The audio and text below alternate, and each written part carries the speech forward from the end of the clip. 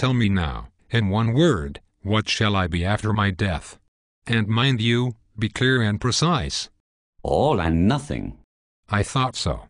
I gave you a problem, and you solve it by a contradiction. That's a very stale trick.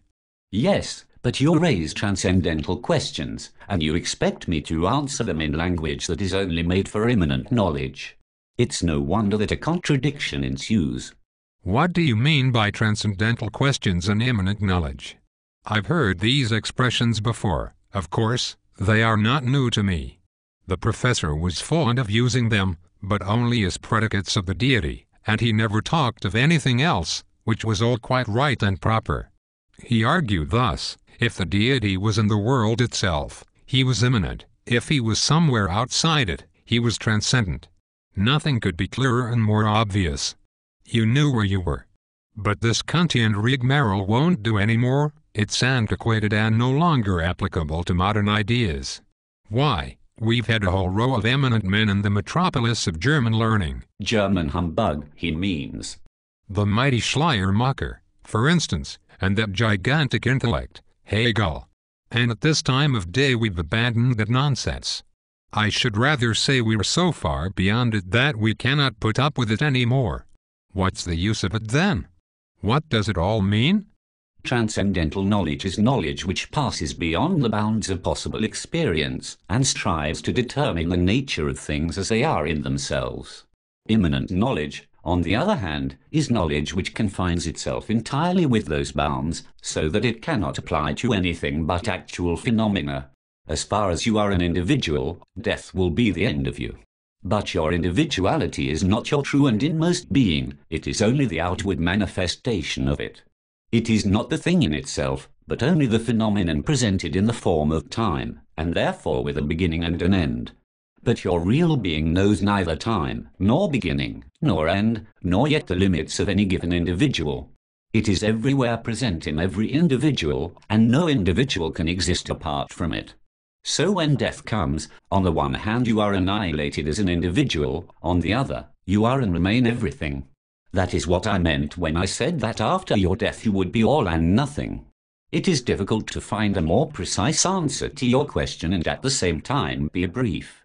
The answer is contradictory, I admit, but it is so simply because your life is in time, and the immortal part of you in eternity. You may put the matter thus: your immortal part is something that does not last in time and yet is indestructible, but there you have another contradiction. You see what happens by trying to bring the transcendental within the limits of immanent knowledge. It is in some sort doing violence to the latter by misusing it for ends it was never meant to serve. Look here, I shan't give 2 pence for your immortality unless I'm to remain an individual. Well, perhaps I may be able to satisfy you on this point. Suppose I guarantee that after death you shall remain an individual, but only on condition that you first spend 3 months of complete unconsciousness. I shall have no objection to that. But remember, if people are completely unconscious, they take no account of time. So, when you are dead, it's all the same to you whether 3 months pass in the world of consciousness, or 10,000 years. In the one case as in the other, it is simply a matter of believing what is told you when you awake. So far, then, you can afford to be indifferent whether it is 3 months or 10,000 years that pass before you recover your individuality. Yes, if it comes to that, I suppose you're right. And if by chance, after those 10,000 years have gone by, no one ever thinks of awakening you, I fancy it would be no great misfortune. You would have become quite accustomed to non-existence after so long a spell of it, following upon such a very few years of life. At any rate, you may be sure you would be perfectly ignorant of the whole thing. Further, if you knew that the mysterious power which keeps you in your present state of life had never once ceased in those 10,000 years to bring forth other phenomena like yourself, and to endow them with life, it would fully console you. Indeed. So you think you're quietly going to do me out of my individuality with all this fine talk. But I'm up to your tricks. I tell you I won't exist unless I can have my individuality. I'm not going to be put off with mysterious powers, and what you call phenomena. I can't do without my individuality, and I won't give it up. You mean, I suppose, that your individuality is such a delightful thing, so splendid, so perfect, and beyond compare, that you can't imagine anything better. Aren't you ready to exchange your present state for one which, if we can judge by what is told us, may possibly be superior and more endurable? Don't you see that my individuality, be it what it may, is my very self? To me it is the most important thing in the world. For God is God and I am I. I want to exist, I. That's the main thing.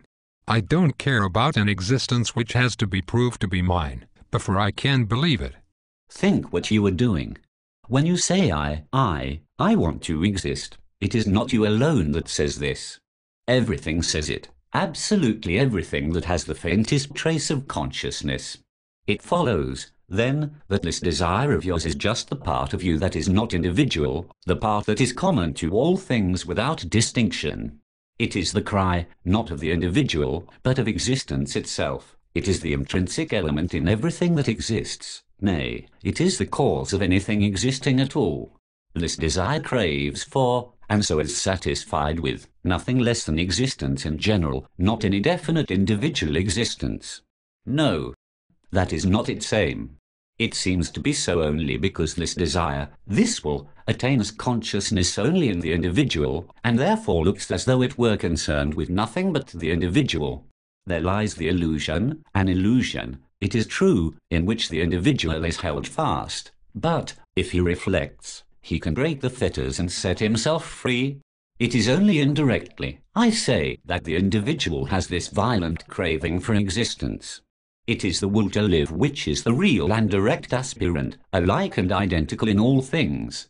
Since, then, existence is the free work, nay, the mere reflection of the will, where existence is, there, too, must be will, and for the moment the will finds its satisfaction in existence itself. So far, I mean, as that which never rests, but presses forward eternally, can never find any satisfaction at all. The will is careless of the individual is not its business, although, as I have said, this seems to be the case, because the individual has no direct consciousness of will except in himself. The effect of this is to make the individual careful to maintain his own existence, and if this were not so, there would be no surety for the preservation of the species.